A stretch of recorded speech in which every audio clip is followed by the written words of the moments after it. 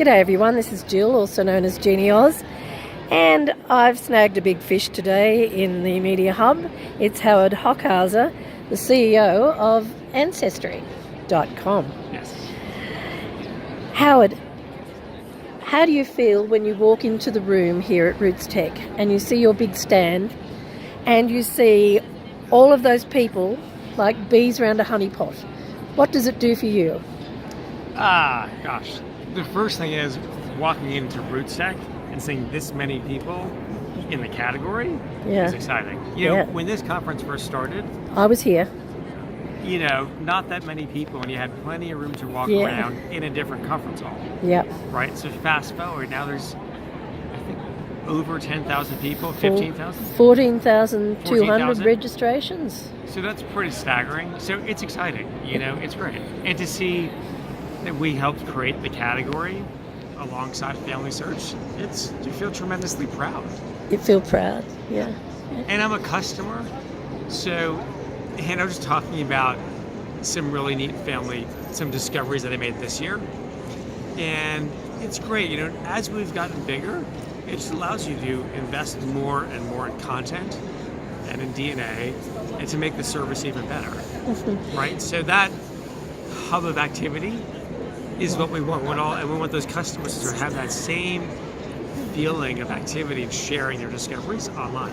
And your DNA has just taken off. It has. It's skyrocketed, hasn't it? It has. I mean, my first DNA test was not with you because you weren't around. But now I've got a shopping bag full of Ancestry kits to take back because I'm finding in Australia that your marketing works.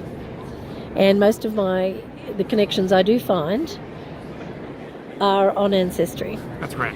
It's that's the benefit of having the largest database. And to me, it looks as though you are marketing towards people who just Tom, Dick, and Harry, the man on the street, who wants to know about his background but doesn't really want to get deeply into the chromosome bits and pieces. Do you think that you're looking at those sort of people rather than the professional genealogist who wants to do lots of, you know, admixturing and all of that sort of stuff? Well, I would say when you're advertising on TV, right, you're talking to a broad audience. Yeah. And the goal is to to expand the category. People don't know what a DNA test is. No. Do you need to take a piece of hair and you just take some saliva and the magic happens. And so we want to expand the category and want to get more people interested in the service. Yeah. Right? Yeah. And after they take that test and have that magical moment of finding out who they are, if they want to go deeper, they can go deeper.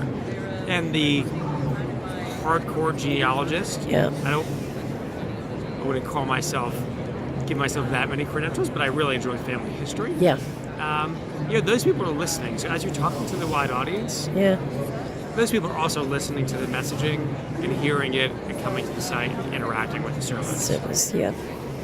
Okay. And the goal, though, you know, to be clear, is to have a service that's available to everybody, a serious genealogist, as well as, frankly, somebody like my wife who I just got started. She wouldn't do the records, but she took a DNA test because that was easy. She has kids running around the house and homework and, you know, running a million miles an hour.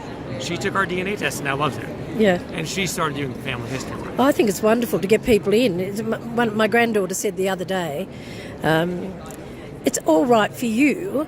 I want to know about the other half of my heritage, not just yours. Yeah. So I gave her a test, and I'm hoping we'll get her on the family history trail. But we do need kids in school. Yeah. To get started, kids in school would take a DNA test. Yeah. Right, and then they'd realize we're actually pretty joined, or our ethnicity is actually pretty diverse, and we're actually more related than people think. I think the world may be a little calmer place. I've got a little bit of a bugbear about some of we genealogists who complain about those people who take a DNA test, not for the same reasons that we do. What do you say to those genealogists? Gosh. Again, talking to everybody, you want as many people to have that same emotional discovery that I had, or hopefully. But some people just want to know whether they've got a bit of Irish blood, don't they? That's exciting. But some of us don't take too well to people who don't share on Ancestry their details. The more people in our database, with the largest database now, so that gets into the most connections. It also helped facilitate, product improvements. So when you marry the 100 million trees with the largest database, you could then get really specific about where you're from. So to pull on the Irish example, I was talking to a customer. They knew they were Irish. They took the DNA test. Oh my gosh, I'm Irish. But then because of this marriage of the trees and the database, we actually were able to pinpoint they're from the Dingle Peninsula in Ireland. And that kicked him off onto a journey. They took their kids, rounded them up on a plane, and went to Ireland. It actually got them excited to go back to where they're from. So if that's how they want to enjoy the service, that's what I love that. That's what you're. So, what's Ancestry got new for we old users? What new things have you got for we old users? We people have been using Ancestry for a long, long time. I've been using it for 10 years. Yeah, me too. I was up front. Last year was about investments in technology infrastructure. Right? Yeah. This year, 2018, is about customers. Okay. C2C improvements to just foundational elements of the services. Search is going to get better. Yeah. Hints, more refined. Eliminate some of the noise, allow you to prioritize your hints and give you what's most relevant to you. On the DNA side, I don't want to talk too much about that, but there'll be some pretty interesting product improvements that are relevant if you're into family history or not.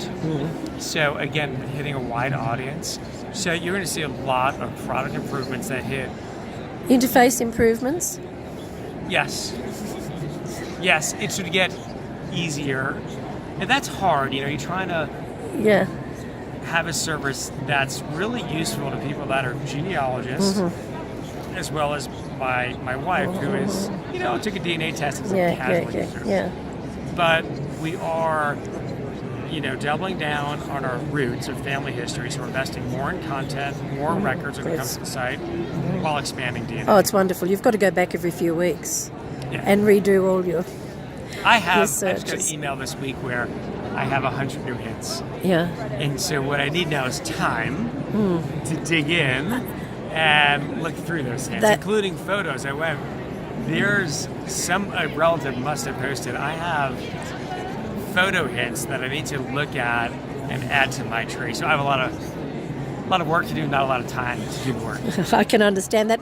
Now, Howard, can I find out a little bit about Howard, the person with Ancestry? Have you been with Ancestry a long time? Did you come up through the ranks, or did they find you from somewhere else? So, a little bit of both. I'm from New York and moved here 10 years ago to join Ancestry. And over the years have moved up. Ultimately now I'm sitting as CEO. So it's been a great journey at the company. So you've seen it grow and you've grown with it. It's a unique company because it's this mission-driven passion that we have. And just like this conference has grown, so has the company. And it's been really exciting. So you belong. I love it. Okay. Thank you, Howard, for chatting with me. That's great.